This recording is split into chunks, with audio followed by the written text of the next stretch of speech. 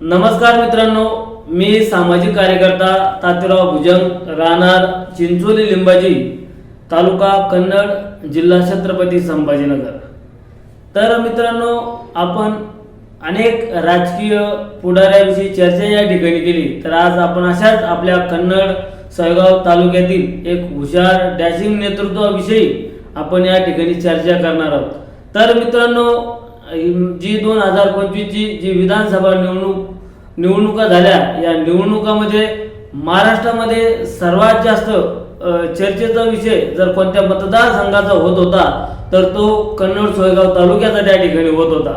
तर कन्नड सोयगाव तालुक्यात दोन गोष्टीमुळे पूर्ण महाराष्ट्रात या ठिकाणी चर्चेत होता। आणि या चर्चेत दोन गोष्टी कोणत्या, तर सर्वप्रथम ज्या वेळेस शिवसेनेचे आमदार त्या ठिकाणी फुटले होते आणि या आमदार गुवाहाटीला त्या ठिकाणी पळून गेले, पण आपल्या कन्नड सोयगाव तालुक्याचे आमदार उदयसिंग राजपूत यांनी कुठेतरी एकनिष्ठता दाखवत त्या ठिकाणी ते गुवाहाटीला न पळून जाता ते पक्षाला धरून त्या ठिकाणी राहिले। आणि कुठेतरी त्यांच्या मुखातून या जे गुवाहाटीला गेलेल्या आमदाराविषयी जो 50 खोक्याचा शब्द त्या ठिकाणी त्यांच्या मुखातून निघाला तर हा 50 खोक्याचा शब्द अख्ख्या महाराष्ट्रात त्या ठिकाणी गाजला।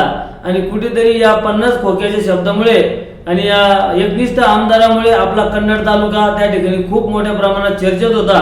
आणि मुद्दा नंबर दुसरा कोणता, तर दुसरा चर्चेची गोष्ट ही होती की जो आपला कन्नड सोयगाव मतदारसंघ होता आणि या विधानसभा निवडणुकामध्ये नवरा बायको एकमेकांमध्ये विरोधात त्या ठिकाणी उभे होते, तर कुठेतरी सर्वांचं लक्ष या कन्नड सोयगाव तालुक्याच्या मतदारसंघाकडे लागून होतं। तर मित्रांनो, आज आपण अशाच आपल्या कन्नड तालुक्यातील हुशार डॅशिंग नेतृत्वाची विषयी या ठिकाणी चर्चा करणार आहोत। तर कुठेतरी वडील आमदार, आई आमदार, तर या आमदारकी घराण्यातून त्यांचा वारसा पुढे चालवत एक कन्नड सोयगाव तालुक्यामध्ये सलग 10 वर्ष या कन्नड तालुक्याचं नेतृत्व करणारे आमदार, माजी आमदार हर्षवर्धन जाधव यांच्याविषयी आपण या ठिकाणी चर्चा करणार आहोत। तर मित्रांनो, हर्षवर्धन जाधव हे तालुक्याला नाही तर महाराष्ट्राला हे नाव अपरिचित नाही, कारण त्यांच्या हुशारकीने, त्यांच्या बुद्धीने पूर्ण महाराष्ट्र त्यांना त्या ठिकाणी ओळखतो।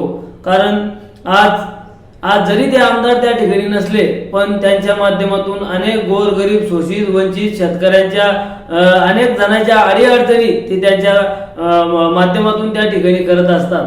तर हर्षवर्धन जाधव यांच्याविषयी बोलणं झाल्यास, त्यांचे वडील स्वर्गीय रायबंजी जाधव हे बऱ्याच वर्ष या कन्नड सोयगाव तालुक्याचे आमदार त्या ठिकाणी होते।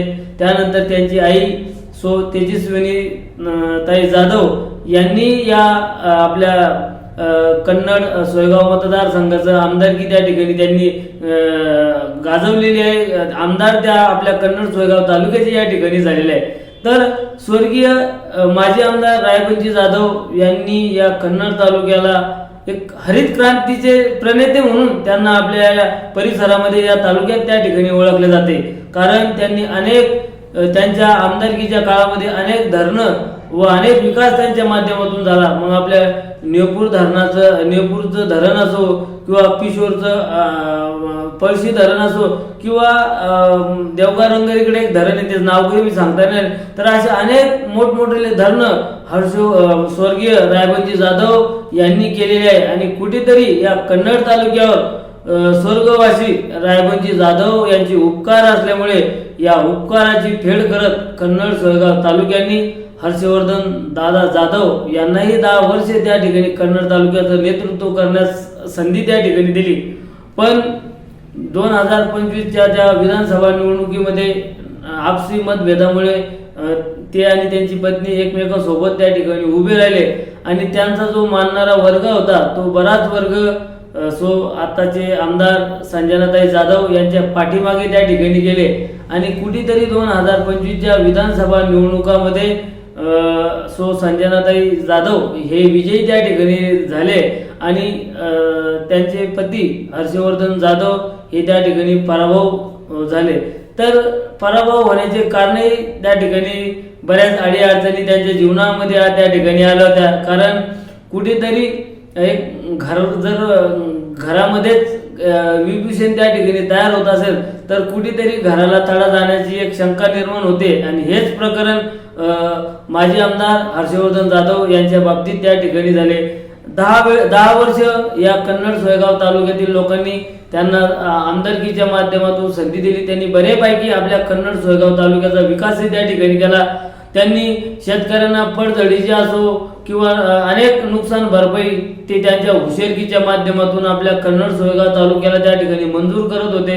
पण काहीतरी एक तारुण्य पण एक हुनारपणा त्याच्या अंगी असल्यामुळे काही त्यांना कार्यकर्त्यांना घेऊन चालताना त्यांना थोडी अडचण आली आणि कुठेतरी कार्यकर्ते जे ज्यांच्या वडिलांनी जे साम्राज्य आपल्या या कन्नड सोयगाव तालुक्यामध्ये निर्माण केलं होतं ते साम्राज्य कुठेतरी माजी आमदार हर्षवर्धन जाधव यांना ते टिकवता आलं नाही आणि त्यांचा पराभव 2025च्या विधानसभा निवडणुकात त्या ठिकाणी झाला. मित्रांनो, आताही ते जरी आमदार त्या ठिकाणी नसले पण बऱ्यापैकी लोकांच्या शेतकऱ्यांच्या अडीअडचणी वीज बिलाचे असो शेतकऱ्यांच्या डिपेचे असो असे अनेक समस्यासाठी ते रस्त्यावर त्या ठिकाणी उतरतात. शासकीय कर्मचाऱ्यांना सळोखी पळो त्या ठिकाणी करून ठेवतात. पण कुठेतरी सत्ताशिवाय शहाणपणाने ज्या वेळेस लोकांनी त्यांना सत्ता दिली पण एक तारुण्य पण होतं. या तारुण्यपणामध्ये त्यांना त्या संधीचं सोनं त्या ठिकाणी करता नाही आलं. पण आता कुठेतरी त्यांना या पदाचं महत्व कळत असताना कुठेतरी ते धार्मिक क्षेत्राकडे वळत असताना पण ज्यावेळेस काही 19-20 होतं त्यावेळेस लोकांनी त्यांना सहकार्य केले. पण आता कुठेतरी त्यांच्यामध्ये एक आस निर्माण झाली आहे की त्यांना कुठेतरी या तालुक्याची सेवा करायची. त्यांच्यामध्ये या तालुक्याविषयी आपुलकी जिव्हाळा आहे. कारण कुठेतरी या जाधव परिवाराचं या कन्नड सोयगाव मतदारसंघामध्ये एक वर्चस्व त्या ठिकाणी राहिलेलं आहे. या जाधव परिवाराचेच बऱ्यापैकी आमदार या कन्नड सोयगाव तालुक्याचे झालेले आहे. मग त्यांची आई असो त्यांचे वडील असो आता जरी त्यांचे वाद असले पण त्यांची पत्नीच त्या ठिकाणी ते म्हटले जाते. तर कुठेतरी या जाधव परिवाराचं या कन्नड सोयगाव तालुक्यामध्ये वर्चस्व या ठिकाणी राहिलेलं आहे आणि हर्षवर्धन दादा जाधव यांच्यावर खूप मोठ्या प्रमाणात लोक त्या ठिकाणी प्रेम करतात. आता हर्षवर्धन जाधव यांची पक्षामध्ये जाण्याचा एक चर्चा त्या ठिकाणी चालू होते. पण ज्याचा स्वाभिमान जिवंत आहे तो कधीच पक्षामध्ये त्या ठिकाणी जाऊ शकत नाही आणि पक्षामध्ये गुलामगिरी असते त्या ठिकाणी प्रोटोकॉल असतो आणि हा आपल्या कन्नड तालुक्याचा वाघ असल्यामुळे वाघ हा पिंजऱ्यात त्या ठिकाणी राहू शकत नाही. कारण हर्षवर्धन जाधव हे एक निर्भीड व्यक्तिमत्व आहे, हुशार डॅशिंग व्यक्तिमत्व आहे. त्यांना गुलामगिरी त्या ठिकाणी आवडत नाही. ज्या ठिकाणी चुकतं त्या ठिकाणी आवाज उठवण्याची ताकद हर्षवर्धनजी जाधव यांच्यामध्ये आहे आणि याच कारणास्तव त्या कोणत्या पक्षामध्ये एखाद्या नेत्यासोबत ते मॅच त्या ठिकाणी होत नाही आणि याच्यामुळेच त्यांना पक्षामध्ये बरेच लोक त्या ठिकाणी घेण्यास थोडं टाळाटाळ त्या ठिकाणी करतात.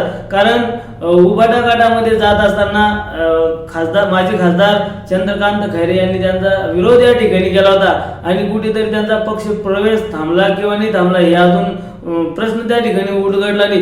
पण हर्षवर्धनजी जाधव हे नुसते कन्नड सोयगाव तालुक्यापुरते मर्यादित नाही. त्यांनी लोकसभेमध्ये चांगल्या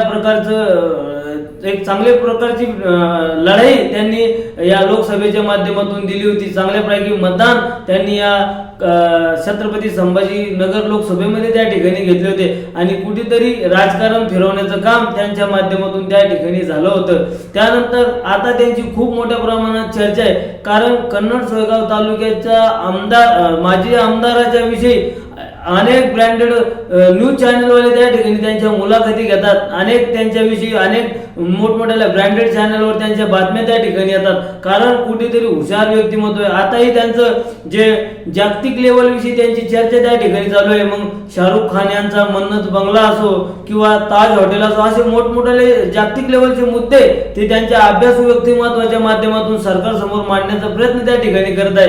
आता बऱ्याच लोकांचं लक्ष हे राजकारणावर त्या ठिकाणी आहे. पण माजी आमदार हर्षवर्धन त्या ठिकाणी सांगतात की निधीच त्या ठिकाणी उपलब्ध नसल्यामुळे या निवडणुकीचा फायदाही त्या ठिकाणी होणार नाही, कारण निवडणुका घेऊन निवडणुकीचे विकासाच्या कामासाठी बजेट त्या ठिकाणी लागतं आणि कुठेतरी हा देश आपल्या जागतिक लेवलवर कुठेतरी आर्थिक मंदी या ठिकाणी आपल्या भारत देशावर आलेला आहे। तर या आर्थिक मंदीतून आपला देश पुढे सावरेल कसा हे सांगण्यासाठी हर्षवर्धन जाधव यांनी बऱ्याच वेळा पत्रकार परिषदेही त्या ठिकाणी घेतलेल्या आहे।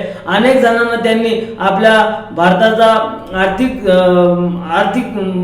बळ त्या ठिकाणी कसे वाढेल अनेक मुद्दे त्यांनी त्यांच्या माध्यमातून लोकांना, शासनाला त्या ठिकाणी सांगितलेले अनेक जे कसे आपल्या भारताची प्रगती त्या ठिकाणी होईल त्यांनी सांगितलेले किंवा ते सावधी त्या ठिकाणी करतात। जर आपण या आर्थिक मंदीकडे लक्ष या ठिकाणी नाही दिलं तर आपल्या देशाचंही नेपाळ या ठिकाणी होऊ शकतं, असे अनेक उदाहरणं हर्षवर्धनजी जाधव त्यांच्या बोलण्याच्या माध्यमातून या ठिकाणी देत असतात। आपल्या तालुक्याची, आपल्या देशाची समस्या मांडण्यासाठी ते सदैव अग्रेसर त्या ठिकाणी असतात।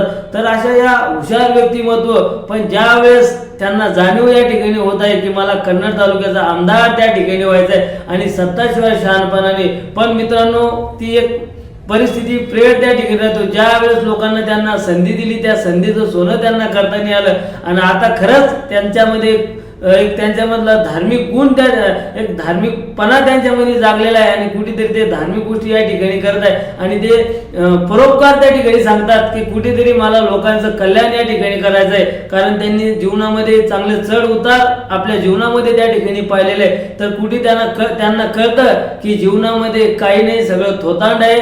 त्यांनी आता बऱ्यापैकी आपल्याला या पारिवारिक वादातून त्या ठिकाणी समजून एक राजकारणाकडे त्यांचं 100% लक्ष या ठिकाणी त्यांनी दिलेलं आहे। तर मित्रांनो, आज आपण या डॅशिंग हुशार नेतृत्व यांच्या विषयी थोडक्या मोडक्या शब्दात आपण त्यांच्याविषयी चर्चा या ठिकाणी केलेली आहे। तर आजचा माजी आमदार हर्षवर्धन जाधव यांच्याविषयी हा व्हिडिओ आपल्यास कसा आवडला तर या व्हिडिओला लाईक करा, फॉलो करा, शेअर करा।